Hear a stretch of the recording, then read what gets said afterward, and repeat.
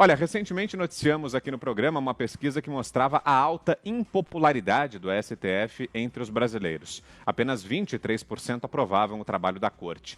Temos aqui um breve levantamento que mostra que a alta impopularidade dos ministros se deve, em grande parte, aos próprios ministros, por uma série de decisões ou ausência delas que favoreceram a impunidade no Brasil. Vamos mostrar alguns desses casos através de notícias veiculadas na imprensa. Há muitos outros exemplos que poderiam estar aqui. O primeiro deles, 2 de setembro de 2019. STF arquiva denúncia e inquérito contra ex-presidente Collor. Dia 16 de março de 2017. Pedido de investigação contra Aécio prescreve e é arquivado no STF. Dia 5 de fevereiro de 2018. STF arquiva inquérito contra Jucá por prescrição. Dia 7 de novembro de 2019. STF derruba a validade da prisão após a segunda instância. Dia 19 de julho de 2018, STF absolve senadora Gleisi Hoffmann e ex-ministro Paulo Bernardo da acusação de corrupção e lavagem de dinheiro. Aí alguns exemplos, Fiuza, como eu disse, poderemos trazer muitos outros também. Tem uma floresta, né? Tem uma coleção aí de absurdos vindo do STF. Eu sempre digo isso também, porque tem umas... Estávamos falando agora de questão de impeachment, né? Porque agora, de fato, a ação está muito individualizada ali, principalmente no Alexandre de Moraes, né? Que é quem está com mais fome aí, aparentemente, de usar essa toga, usar esse poder do jeito que dá na cabeça dele, né? Então, por isso perguntei sobre questão de impeachment e tal. Agora, a gente tem visto, Vitor, como padrão de ação dessa corte, um mero, como é que a gente vai dizer, um defensor, um escudo contra alguns dos personagens mais corruptos da história. Quer dizer, o próprio Lula, eu acho que assim, se você pegar o capítulo Lula, Lava Jato, você tem uma série de ações do STF, dos relatores da Lava Jato no STF, de tentativas de desmembramento dos inquéritos envolvendo Lula e Odebrecht, vários, e inclusive que tiveram consequência de retirada de inquéritos de Curitiba, manda para Brasília, né? Eles tiveram, como já citei, uma ação conspiratória, naquele caso do Joesley, né? Uma homologação de uma delação fajuta, que foi muito grave para o Brasil, aquilo, né? Quer dizer, a gente estava, de fato, num momento de reconstrução pós-impeachment, e o STF estava agindo para atrapalhar essa reconstrução, ostensivamente. A homologação pelo Fachin da delação do Joesley, combinada ali com o Janot e aquele braço direito do Janot lá, não sei o que, foi um capítulo horrendo que saiu baratíssimo para eles até hoje. E aquilo foi feito ao arrepio da Lava Jato, o Ministério Público nem estava envolvido, Polícia Federal nem sabia daquilo, né? Então é assim que essa corte tem agido, e essas ideias aí de impeachment, não, porque tem as questões, onde é que você vai pegar esses personagens, né, no sentido de enquadrá-los com a lei. Aí tem uma expectativa de, não, são as receitas que eles têm com atividades particulares. Eu acho, como você enunciou muito bem aí, que não é esse o grande problema, né? Os pecados deles, as ilegalidades, estão nas decisões tomadas debaixo da toga, né? É aí que você tem, se você tiver realmente uma ação de revisão disso, e por isso é que eu acho que tem que ser através do Legislativo, mas já tem sido feito também através da opinião pública, através da população, né? A população já colocou o STF com o rabo entre as pernas várias vezes, várias vezes. Ela queria impedir a prisão do Lula, essa corte queria impedir a prisão do Lula, e não impediu porque o povo foi para a rua, pacificamente, né? Então, é isso, eles têm uma coleção aí de ações, no mínimo, duvidosas, e agora eles resolveram caprichar e estão, de fato, achando que vão colocar a democracia como refém. Eles estão loucos por uma reação, por um arrobo contra eles. Eles sonham com esses arrobos, assim, tipo alguém dizer, não, chega, vamos remover esses personagens de lá, mas ninguém vai fazer isso. Ninguém vai fazer isso, ninguém vai dar essa chance, e eles vão se desmoralizar sozinhos, como tem sido através dessa história recente. Diga, Zé Maria. Olha, Vitor, isso aí que você citou, eu nem tinha elaborado tanta decisão errada, né? E não tinha elaborado tanto erro, tanta vontade de jogar mesmo contra a imagem da casa. Queria dizer o seguinte, o juiz, ele tem uma liberdade total, né? E os ministros do Supremo são juízes, embora nem todos tenham passado pela magistratura, né? Poucos ali. Mas o juiz, ele não julga segundo a cabeça dele, não. Não julga segundo as vontades e paixões. Ele julga, ele é obrigado a julgar segundo a lei.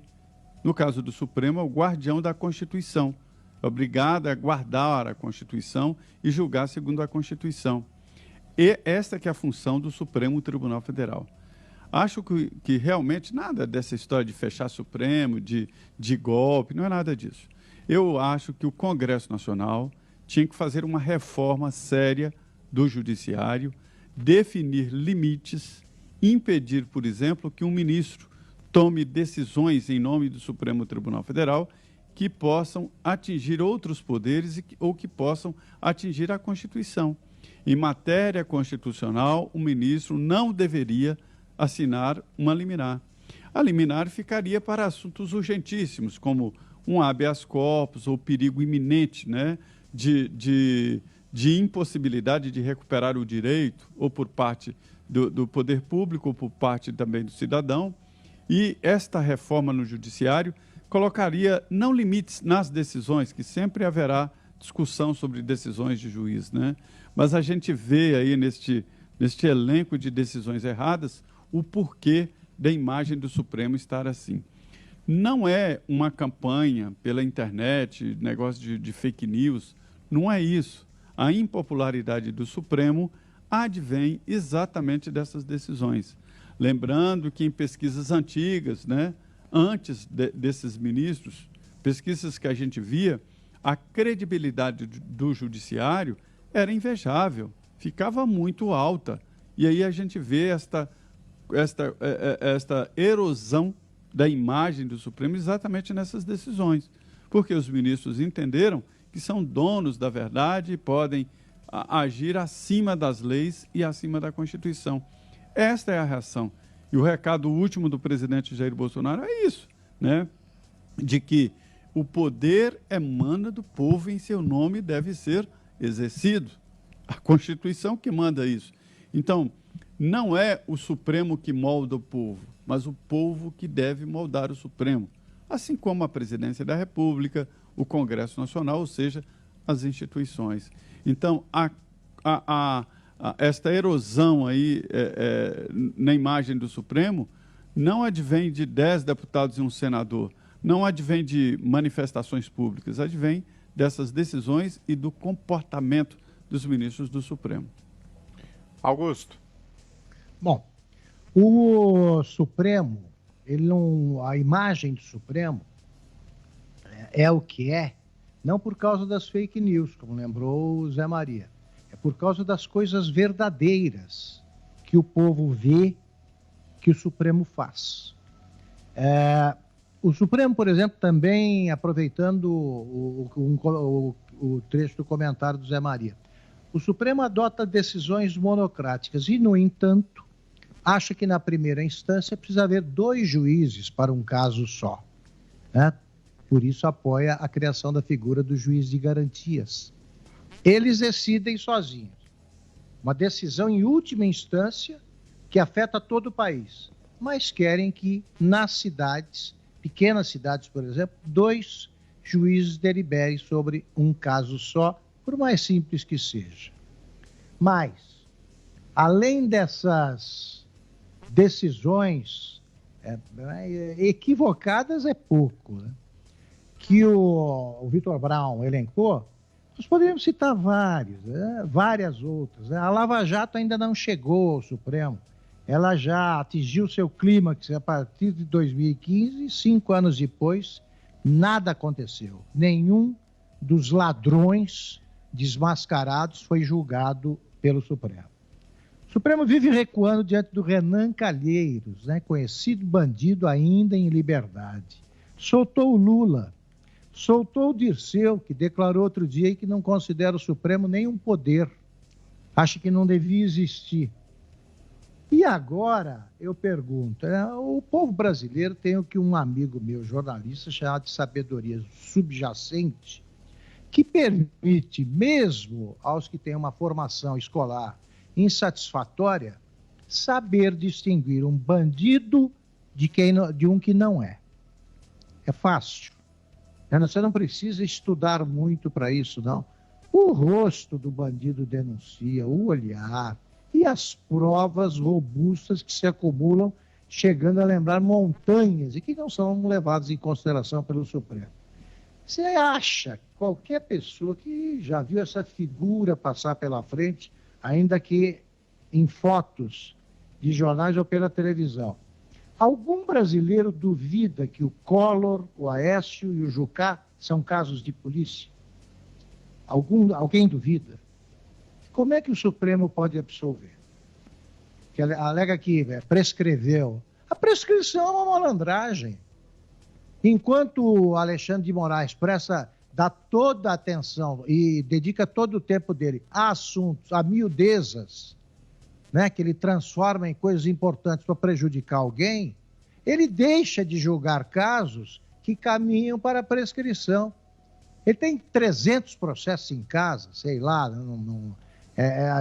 sempre são contados as centenas os processos que eles estão julgando. E eles ainda pedem vista aí para segurar outros. Enquanto isso, essa turma vai se valendo da prescrição para escapar. São pequenos, alguns exemplos. Agora, pega essa trinca. Collor, Aécio e Jucá. O bom senso, se eles fossem julgados pelo bom senso, já estariam na cadeia. No entanto, como eles estão na alçada do Supremo, estão soltos. O Supremo não só não prende, como solta os culpados. E é por isso que tem a imagem que tem e vai piorar. E disso vai cuidar o povo brasileiro.